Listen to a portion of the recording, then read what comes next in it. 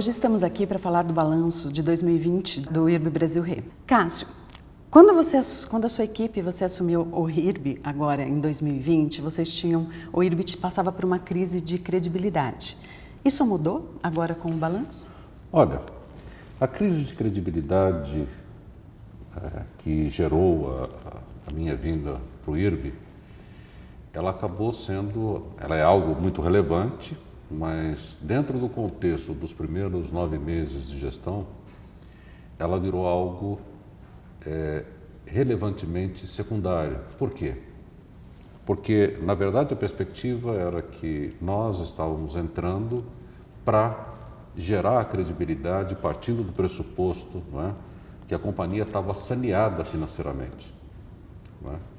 Nós conseguimos, num curto espaço de tempo, identificar os problemas, não é? Que o mercado sabe, que você bem sabe, os problemas em 30/6 identificados, eles se agigantaram, a perspectiva que nós tínhamos em abril era uma perspectiva de X, não é?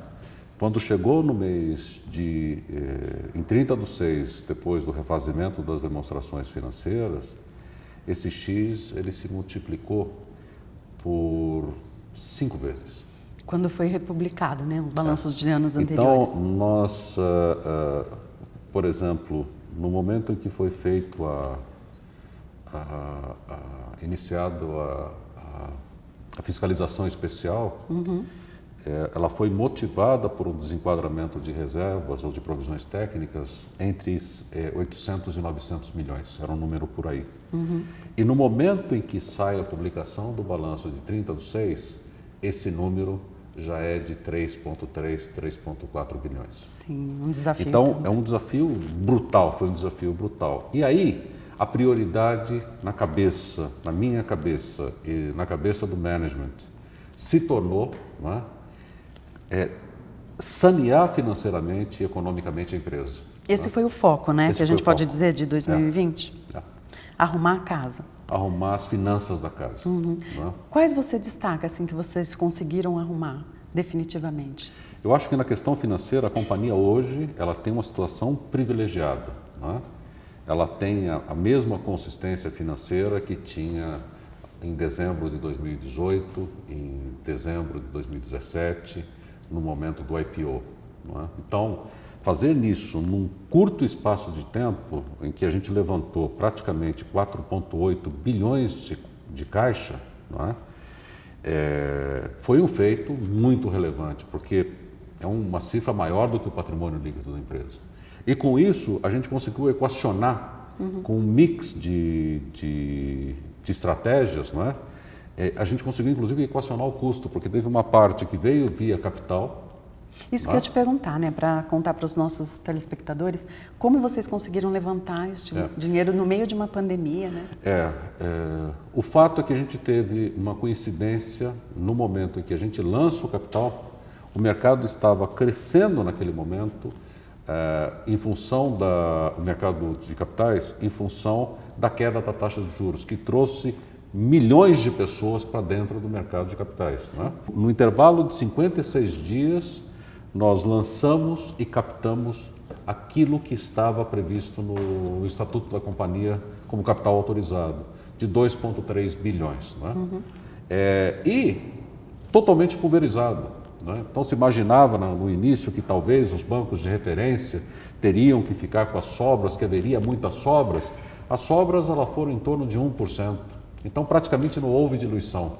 Foi exercido exatamente aquilo que preconiza o mercado de capitais, dentro das regras, dentro da regulação, e tudo de uma maneira transparente, perfeita, rápida. Né? E falando com os nossos advogados externos e depois construindo a ideia internamente, nós conseguimos desenhar 2 tranches de debêntures que, para quem está lançando a primeira vez na situação em que estava a companhia, nós captamos mais ou menos 830 milhões de reais no interregno de 60 dias. Isso também é outro feito. E o terceiro, não menos importante do que os 2 primeiros, foi baseado na experiência de resseguros do próprio IRB, baseado no know-how das pessoas que estão no IRB, nós conseguimos estruturar operações dentro da atividade resseguradora, não é? Que são quase crédito. E a gente conseguiu com isso ter capital, que é de longo prazo, conseguiu ter debenture, que é de médio e longo prazo, debenture de médio e operações de LPT, como a gente chama, LPT, que elas vão de curto a médio prazo. Então a gente conseguiu equacionar também o horizonte de tempo de tudo que a gente montou para solucionar. E também tinha uma coisa, o mercado falava que, quando eu falei a primeira vez que nós tínhamos mais ou menos 600 milhões de ativos que a gente poderia fazer swap, ativos não regulados, que a gente poderia transformar em ativos regulados, né? Com algum esforço, as pessoas riam. Da onde que o Cássio vai tirar esse dinheiro? Ele tem lá um monte de ativo podre no balanço da companhia e, na verdade, a companhia não tinha mais ativo podre. Então, nós conseguimos converter também 600 milhões de reais que estavam nas controladas, né? Que estavam em ativos não qualificados para cobertura de reservas e, inclusive, né? Que foi o que coroou esse movimento, com metade dele, que foi a negociação feita com a Eletronorte de uma ação que vem desde a época do monopólio. E tudo isso foi suficiente para o reenquadramento regulatório junto à SUSEP? Sim, tudo isso foi suficiente e nós enquadramos também um desafio adicional. Parecia, ao longo do semestre, eu até brincava, parecia que a gente estava jogando um videogame, que na hora que você tem o alívio que você passou uma fase, começa uma fase mais difícil. Né? E um dos grandes problemas que nós tivemos, né, foi quando os bancos internacionais disseram para nós que para manter as linhas de crédito, você sabe que as operações internacionais são garantidas com cartas de crédito. Para manter essas linhas de cartas de crédito, se exigiria, assim como acontece em outras partes do mundo, a colateralização, ou seja, a gente teria que dar uma garantia, né?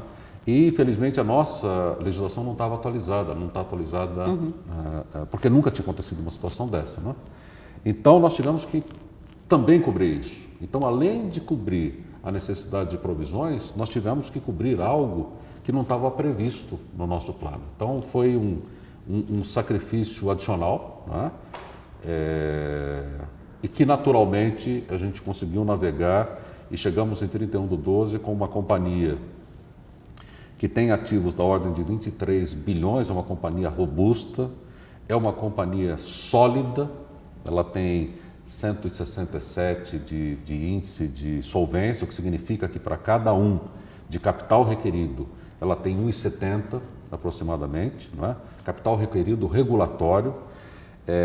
E se nós olharmos o patrimônio líquido dela como um todo, para cada um de patrimônio líquido que o capital mínimo que a regulação requer, nós temos mais de 2,20 de patrimônio. Então, e é um patrimônio de uma grande qualidade, inclusive nós tomamos uma decisão em dezembro, provavelmente você vai perguntar mais para frente, não é? De fazer um impairment dos créditos de Londres, não é? Que são créditos que continuam sendo da companhia, mas que a gente via pouca probabilidade, no espaço curto de tempo, de utilizá-los. Não é? Até porque exigiria uma mudança no shape, no jeitão dos nossos negócios para poder utilizar. Eles não estão perdidos, eles podem ser utilizados. Por exemplo, estamos fazendo um exercício muito grande de planejamento estratégico agora, que vai definir como que a gente vai atuar no exterior, como que a gente vai atuar na América Latina e no Brasil. Não é? E pode ser que a gente consiga uma solução para aqueles créditos. Ou, eventualmente, fazer a venda da empresa que nós temos em Londres, não é?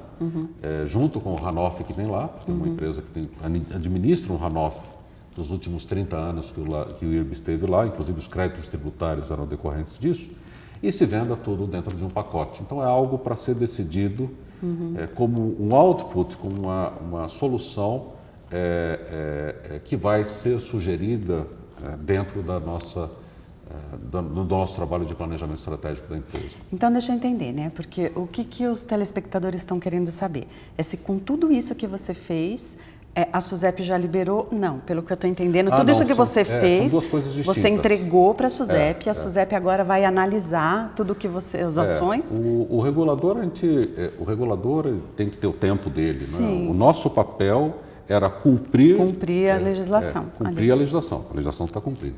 Agora, compete ao regulador, no tempo que ele julgar necessário, não é? Ele atuar nesse sentido. Ou seja, é algo, não é, que faz parte da rotina normal. Mas nada disso impede com que o IRB continue lançando novos projetos, novos serviços? Isso não impediu nem nada. Não, esse ano passado nós lançamos muita coisa boa. Lançou, né? Conta um pouco dos lançamentos. O mais importante que a gente teve, na minha opinião, foi, já no contexto da pandemia, nós criamos, através de uma parceria estratégica com um parceiro estratégico, um modelador de Covid para os seguros habitacionais no Brasil. Não é? Então, esse foi algo que a gente disponibilizou para todos os nossos clientes, praticamente de graça, para todas as seguradoras do Brasil. Então, isso tanto para as carteiras de vida como para as carteiras de habitacional. Explica um pouco, esse moderador, o que seria? É uma modelagem. Então, a gente pegou informação do mundo todo que está dentro do modelo. Sim. Então, ele diz a característica do portfólio e a modelagem diz qual é a probabilidade de risco que ele tem de pandemia dentro daquele portfólio e precifica esse risco. E as seguradoras gostaram desse produto? Elas, num primeiro momento, foi... Naturalmente, todo mundo resiste um pouco pelo novo. Hoje, a gente já está tendo uma excelente aceitação e, no longo prazo, não é, dentro da visão de um ressegurador, isso permitirá que a gente modele o Brasil. Porque como a gente está praticamente nas grandes seguradoras do país e praticamente a gente cobre todo o mercado nacional de seguros, não é? Através das nossas parcerias, isso vai permitir, para o futuro, a gente ter uma tarifação especial contingenciada às características do Brasil e os impactos, dos impactos de uma pandemia como tem sido a Covid. Então, é um trabalho de formiguinha, mas que ele cria para o futuro algo importante. Um outro trabalho também que a gente fez foi uma modelagem, não é? Que vai permitir lançamento de produtos num futuro próximo na área agrícola, através do nosso banco de dados fantástico, em parceria com o nosso parceiro europeu, não é? De modelagem, que é a maior empresa do mundo na modelagem de catástrofes e dentro disso em seguros agrícolas. Não é? Então a gente vai conseguir lançar produtos paramétricos para determinadas culturas de uma maneira muito simples de subscrição. Nossa, isso é importante, né? Os seguros paramétricos, eles estão... a gente se fala, né, no Brasil há muito tempo desses seguros paramétricos, mas eles ainda não chegaram a uma venda. Mas agora o Ministério da Agricultura, né, está colocando o seguro paramétrico também na subvenção, o que abre um caminho muito grande para um segurador como o IRB, né? E você já está se preparando para isso. E a gente conseguiu defender bem o mercado, né? Tá certo que o mercado brasileiro de resseguros ele cresceu bastante esse ano. Com toda a dificuldade que o IRB estava, a gente não conseguiu fazer um catch-up nesse mercado, mas a gente conseguiu crescer. Agora, o grande foco da estratégia para os anos vindouros, inclusive este ano, não é a gente tratar os mercados como se fosse uma casa. A parte interna da casa é o mercado doméstico do Brasil, não é? O mercado brasileiro, onde é o mercado que o IRB conhece, o mercado onde o IRB vive há mais de 80 anos, não é? É o mercado onde o IRB cresceu, né, que tem uma expertise muito grande. Logo, o quintal da casa, a gente no semestre passado limpou várias ervas daninhas. O que é o quintal da casa? É a América Latina. Nós tiramos muito mato que tinha, muitas ervas daninhas, não é? E estamos fazendo um jardim. Daqui a pouquinho, com os resultados desse trabalho, a gente vai conseguir construir uma edícula, botar uma churrasqueira e mais para frente, com o sucesso dessa estratégia, a gente pode até pensar em ter uma piscina nesse quintal. Mas esse jardim está muito frutífero, né? Porque as seguradoras estão elas precisam mudar por causa de toda a inovação, né? Tá. Muita gente nova entrando e elas só conseguem mudar se tem um ressegurador como vocês dando capacidade de capital para elas e de segurança. Né? E agora com a situação econômica e financeira, esse fator de estar mais forte para atuar nos grandes projetos e na inovação se torna um must para a companhia, se torna algo básico do nosso dia a dia. Então, dentro da estratégia da casa, parte interna, mercado brasileiro, quintal da casa, mercado latino-americano, e aquela parte que é a área comum do condomínio é o mercado global. Sim. Não é? E cada um nós temos que ter o peso adequado, não é? Porque naturalmente o capital não é infinito. Não é? Então, por que eu vou alocar capital numa atividade em um país que não me traz resultados, ou numa linha de negócio que não me traz resultados? Então, toda essa avaliação está sendo feita e isto já a partir de 2021 já produz efeitos no resultado da companhia. Isso que eu queria te perguntar, em 2021, o que vocês estão esperando? Vai ter um balanço mais clean? Você acha que a partir de agora... Balanço, expectativa. A gente não tinha esqueletos para 31/12. O write-off que foi feito, ou seja, a baixa que a gente fez em 31/12, foi de ativos, não é? Que são ativos de verdade, mas que tinham pouca possibilidade de serem utilizados nos próximos 2, 3 anos. E, naturalmente, eu já não sou mais um menino, não é? Eu não quis deixar um legado para gerações futuras do IRB que eu poderia assumir e baixar, entendeu? Não é uma coisa muito delicada de se fazer, mas eu achei que era melhor para o acionista, melhor para gerações futuras de gestores do IRB, não carregar aquele ônus que vinha dentro do balanço por 30 anos, não é? Sim. Que diz respeito ao assunto de Londres. Nós temos um balanço muito forte, bem reservado, não é? As reservas da companhia seguem critérios de primeiro mundo, não é? Nós reformulamos toda a área atuarial da companhia, toda a área de sinistros da companhia, reformulamos a diretoria como um todo, o conselho como um todo, as políticas todas, não é? Da empresa. Então nós temos uma companhia muito mais sólida, não é? Uma companhia pronta para um entre aspas, como se fosse um relançamento. Sim. É? E esse relançamento em 2021, vocês estão contando com o quê? Quais são assim, os principais focos de atuação que você pretende em 2021? A gente tem que se concentrar naquilo que a gente é muito forte, né? Eu acredito que pequenos negócios, grandes problemas. Pequenos mercados, grandes problemas, né?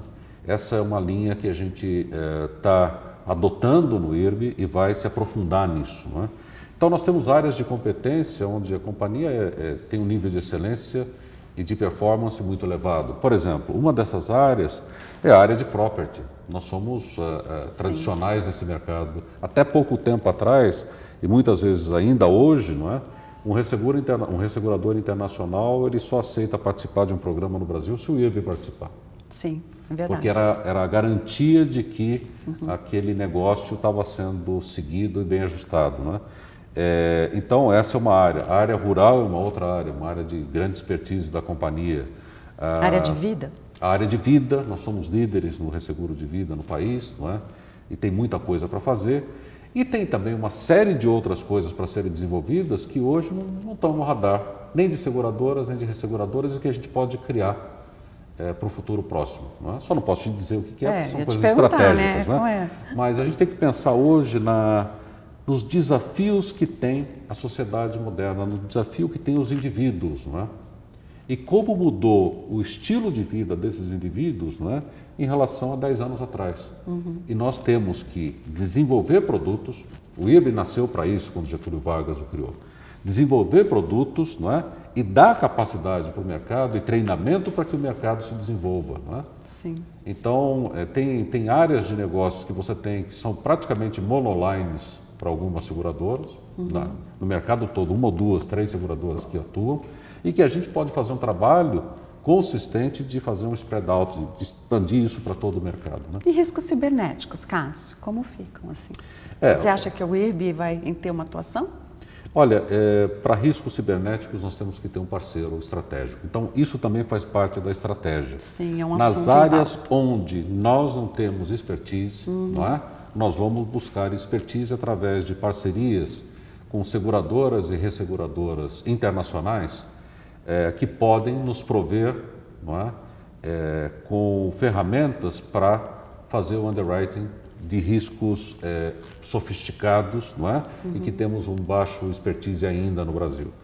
Então, nesse sentido, tanto faz pensar em uma coisa sofisticada como um risco cibernético, como numa coisa mais simples, como é o seguro, por exemplo, de um iPad. De um celular, de um celular, que é um mercado que o Brasil precisa crescer bastante ainda, né? Dos 220 milhões de celulares, acho que 15 milhões tem seguros, né? Tem outras áreas ainda para serem pensadas, né? Tem toda a questão da área de substituição de passivos em fundos de pensão. Nossa, muito. Não é? De passivos que são atuariais. Não estou nem falando dos passivos de sobrevivência, né? Dos riscos de pecúlio, que podem ser terceirizados, vamos dizer assim, para entidades reguladas e bem reguladas pela SUSEP, como são as entidades do nosso setor. A gente pode pensar também em produtos específicos, não é? Que são produtos de quase saúde, quase vinculados ou produtos vinculados à saúde, que estão caracterizados por pagamentos de indenização e, portanto, são seguros. É um grande mercado também. Tem um outro mercado bastante grande. E tudo que é massificado, voltado para a pessoa física, dentro dos desafios digitais que nós temos hoje na sociedade moderna, acaba sendo uma grande oportunidade também de atuação. Cássio, muito obrigada. Tenho certeza de que conseguimos tirar várias dúvidas do IRB e esclarecer tudo que os telespectadores estavam curiosos. E deixo aqui com o Cássio. Cássio, você tem uma mensagem final para a gente? Denise, muito obrigado. Eu queria agradecer a todos os senhores e senhoras que apoiaram o IRB nesse período, né? Ou seja, se não fosse com o apoio dos nossos acionistas, dos nossos debenturistas, dos nossos retrocessionários, dos nossos devedores, não é? Nós não teríamos conseguido, não é, chegar a essa situação de solidez que nós podemos demonstrar com o balanço ou com as demonstrações financeiras de 31 de dezembro de 2020. Temos uma grande avenida pela frente, que é essa avenida de equalizar o portfólio ao apetite de risco do novo IRB. Não é? O que significa isso? É ajeitar o portfólio para que a gente trabalhe calcado em resultados. Em seguros não existe seguro ruim ou seguro bom. Existe sim seguro bem precificado ou mal precificado. Então, quando a gente diz, não é, que está fazendo re-underwriting de portfólio, significa que a gente está precificando e uma das formas, muitas vezes, precificando bem, uma das formas, muitas vezes, da gente tirar um risco do portfólio é através do preço. Não é? Mas, por outro lado, temos conseguido fazer um trabalho muito grande de conquista de contas para compensar aquelas que nós estamos tirando e eu estou confiante que 2021 é um ano de resultados. Confie numa coisa, o balanço do IRB é um balanço sólido, o balanço do IRB ele tem como parâmetro nesse momento uma solidez muito semelhante ao que o IRB teve em 2017, 2018, em termos patrimoniais, em termos de robustez, em termos de caixa, então, é o melhor caixa que a companhia já teve na vida dela. Nós temos hoje 8,4 bilhões de reais de caixa. A história toda do IRB, isso nunca aconteceu. Então, confie nessa empresa, é uma empresa que vai ficar e a gente vai passar, não é? É uma empresa de 81 anos, é uma empresa que, antes de morrer, eu quero vê-la chegar aos 100 anos. Obrigado.